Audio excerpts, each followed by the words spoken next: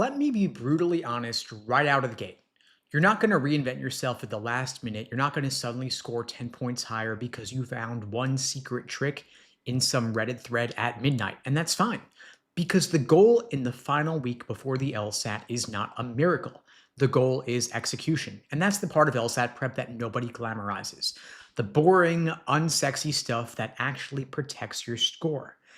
And in the final stretch, the biggest score drops don't come from not knowing enough, they come from unforced errors. Little mistakes that snowball to catastrophic consequences like tech problems, bad sleep, caffeine overload, timing chaos, or getting rattled by one weird section and never recovering. So today, I'm going to walk you through exactly how to handle the last minute prep window and test day itself, whether you're taking the LSAT remotely or in person, so that you show up sharp, calm, and ready to do what you already know how to do. I'm going to share with you the highest ROI LSAT test day advice that I could possibly give you.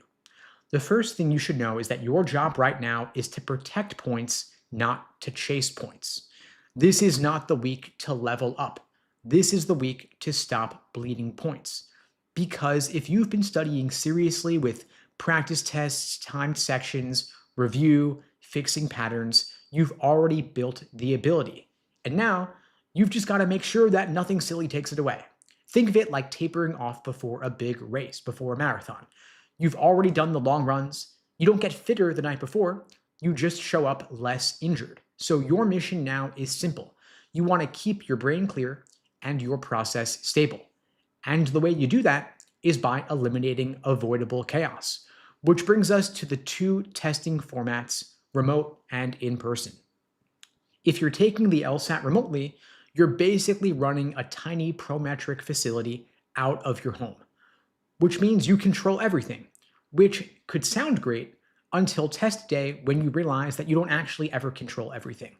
Because the remote LSAT is not taking a test at home, it is being supervised at home. And the fastest way to get rattled is to spend the first 15 minutes arguing with some remote proctor about something you didn't take seriously. And so let's make this easy for you. Your goal for your at-home setup is to feel boring and predictable. Here's what I want you to do.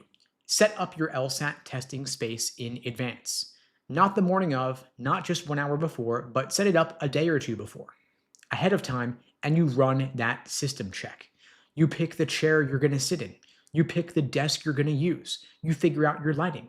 And once it works, you freeze it. No experimenting on game day itself.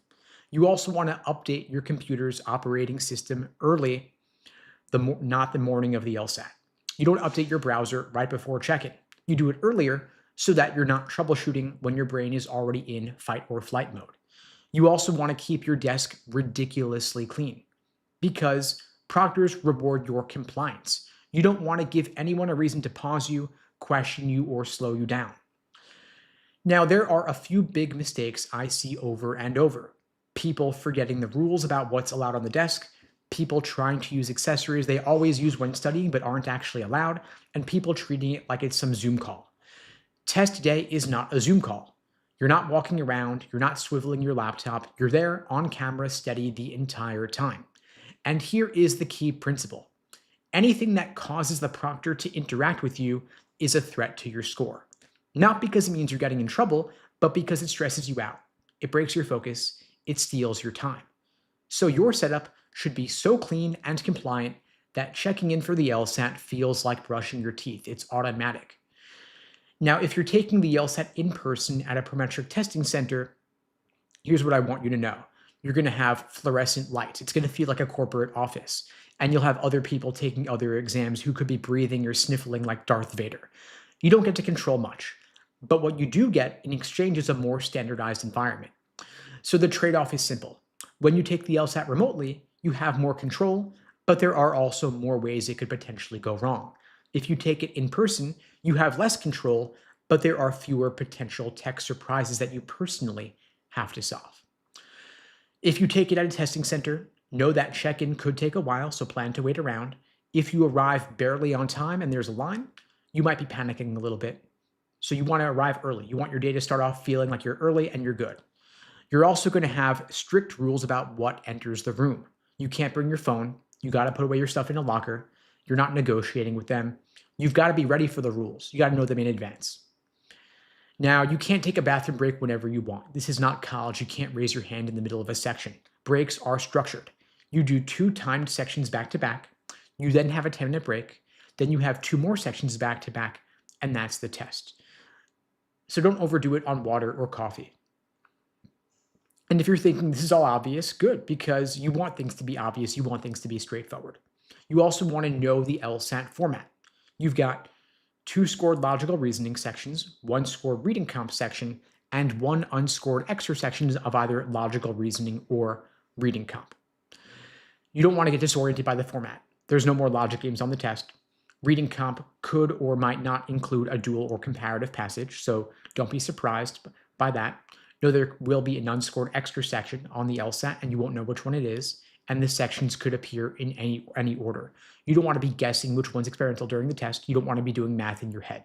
The rule is, on test day, you are in execution mode, not detective mode.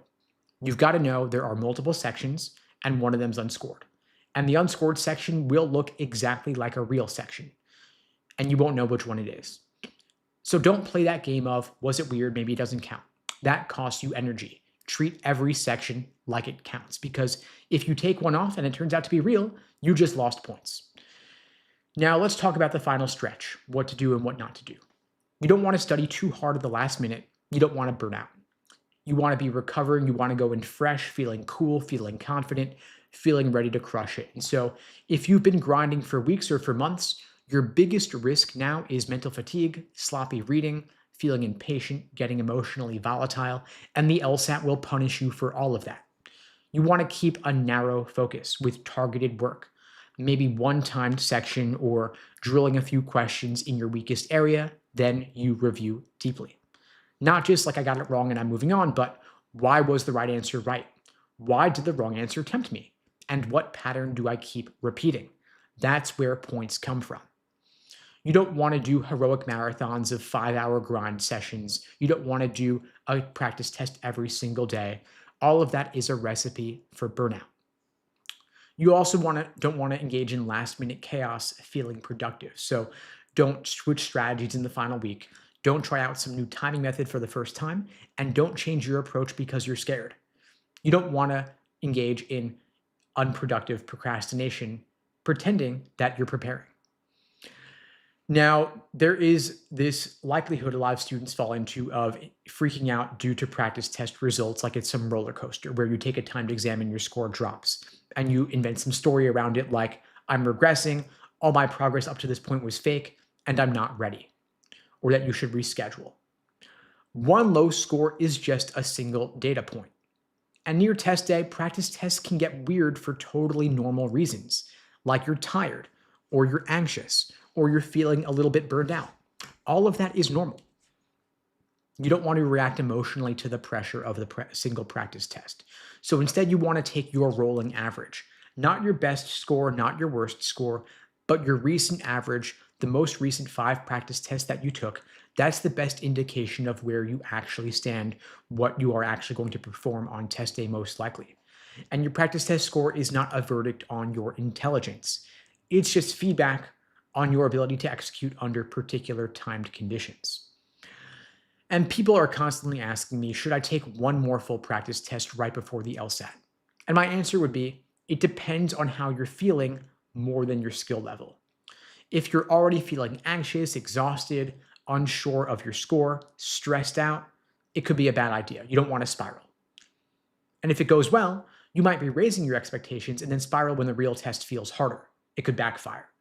But it could be okay if you're feeling pretty good, you're feeling calm, you want one more dry run, and you treat it like tuning up, not a judgment on your abilities. And if you do it, I want you to do it earlier rather than later, not at the last second. You also want to make it realistic, and you don't want to overanalyze the result. Now, you want to get your test day routine down as well. What separates high scorers from the rest is not that they feel calm, it's that they expect to feel nervous and they don't interpret that as a problem. Nerves are not a sign that you're unprepared. They're a sign that your body knows that this matters, and that's okay. So we want a routine that turns your nerves into execution. Now, the night before the LSAT, you're not studying, it's just logistics and calming down. So you lay out everything: your government issued photo ID, what you're going to wear, anything allowed for whether you're taking it remotely or in person, your login info if you need it for Prometric, and a simple plan for your breakfast, your snacks, what you're going to do during the day of. You charge your devices, you set multiple alarms, and you don't just do a little studying, because a little studying could turn into spiraling, doom scrolling, doing LSAT questions in your bed at midnight. Instead, you want to do something that tells your body that you're safe, you're feeling good, you're feeling confident. You go for a walk, you take a shower, a hot bath, maybe watch Suits or Legally Blonde, read some fiction. Your goal is not to get smarter the night before. You just want to get steadier, more confident, feeling good. Now, the morning of, eat a real breakfast with some protein, nothing crazy, not just coffee alone, if you normally don't drink coffee, not 5 cups of coffee, and you hydrate like a normal person. You don't want to have to go to the bathroom midway through. And you want to dress feeling comfortable, sweats and hoodie, totally fine. You want to focus on arguments and feel comfortable going into that. Now, right before the test, some breathing exercises might be a good idea. There's this technique called box breathing, where you inhale for 4, you hold for 4, you exhale for 4, and you hold for 4. And you do that for 3 rounds. Then you loosen out your body, you shake out your hands, you roll your shoulders, you unclench your jaw. Because tension in your body becomes tension in your reading, and the LSAT is basically a reading test under pressure. Now let's talk worst case scenarios, because that's what everyone is secretly fearing. What if I freeze? What if I bomb? And you got to think through what bombing actually means. Most people imagine a dramatic drop in their score, but in reality, bombing usually means you score a few points below your average, or one section rattles you, or there's a timing mistake that you couldn't fully recover from. And that's not the end of your story, it's just a rough day. And the reason I'm saying this is important: when you accept that you can handle a rough moment, you stop panicking when a rough moment happens. Now, high scores aren't perfect, they're just good at recovery. They miss a question, they get annoyed, they feel a spike of fear, and then they move on. Because the LSAT punishes people who take the last question and they drag it into the next 5. So if something feels hard, here's the script. You say to yourself, okay, that was weird, but I'm going to keep moving. That's it. You don't need to emotionally solve it. You just got to keep executing. And remember, the LSAT is just a snapshot of one day, one set of questions, one set of conditions. It's not a verdict on your intelligence or your law school abilities, and you can always retake it. Law schools do not average multiple LSAT scores. They only take the highest score on record. Now, I want to land this with a few simple reminders that could save you real points on test day. First, don't change your strategy last minute. Don't chase confidence, chase execution, because confidence is going to come and go. Execution is a choice, and you have the ability to perform. Also, expect nerves. Nerves are not a problem. Everyone feels nervous, but the panic related to your nerves is the problem. So maintain your calm. And if you have one hard section, doesn't mean you're going to bomb it.